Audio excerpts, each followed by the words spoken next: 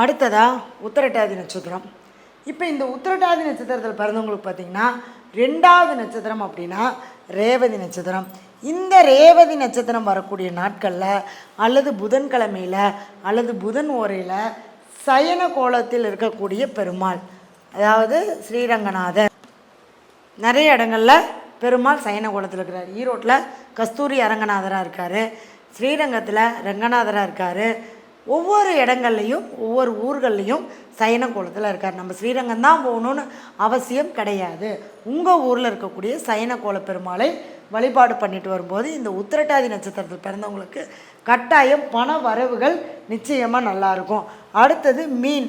இந்த உத்திரட்டாதியில் பிறந்தவங்களும் பார்த்திங்கன்னா மீன் சாப்பிடாமல் இருந்தீங்கன்னா கண்டிப்பாக உங்களுக்கு ஒரு குடும்பம், ஒரு குடும்பத்தில் ஒரு உறவு, ஒரு வரவு.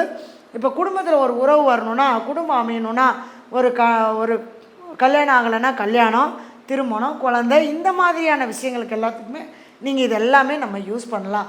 அப்போ உத்திரட்டாதியில் பிறந்தவங்க மீன் சாப்பிடக்கூடாது. மீனை வளர்த்தலாம், மீன் சின்னத்தை பயன்படுத்தலாம், மத்தளம் நம்ம பயன்படுத்தலாம். சரிங்களா? அந்த சிம்பிளை யூஸ் பண்ணலாம். அப்போ உத்திரட்டாதியில் பிறந்தவங்களுக்கு பார்த்திங்க அப்படின்னா ரோகிணி நட்சத்திரம் தான் 6வது நட்சத்திரமாக வருது. இந்த ரோகிணி நட்சத்திரத்தில் பிறந்தவர் யார் அப்படின்னு பார்த்திங்கன்னா ஸ்ரீ கிருஷ்ணர்.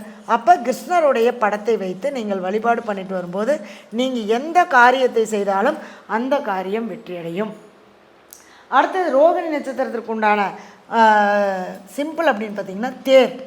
அப்போ கோயிலில் நம்ம தேர் இழுக்கிறது, தேரை நம்ம வடமுடிச்சு இழுக்கிறது, இந்த தேருடைய படத்தை வச்சுக்கிறது, வண்டியுடைய படத்தை வச்சுக்கிறது, சக்கரம் மட்டும் தனியாக இருக்கு இல்லையா, அந்த மாதிரி சக்கரம் நம்ம வச்சுக்கிறது, அது சக்கரம் போட்டு ஏதாவது ஒரு சிம்பிள் வச்சுக்கிறது, இதையெல்லாம் நீங்கள் யூஸ் பண்ணும்போது இந்த உத்திரட்டாதி நட்சத்திரத்தில் பிறந்தவங்க நிச்சயமாக உங்களுடைய வாழ்க்கையில் ஒரு நல்ல முன்னேற்றத்தை நீங்கள் அடைவீங்க.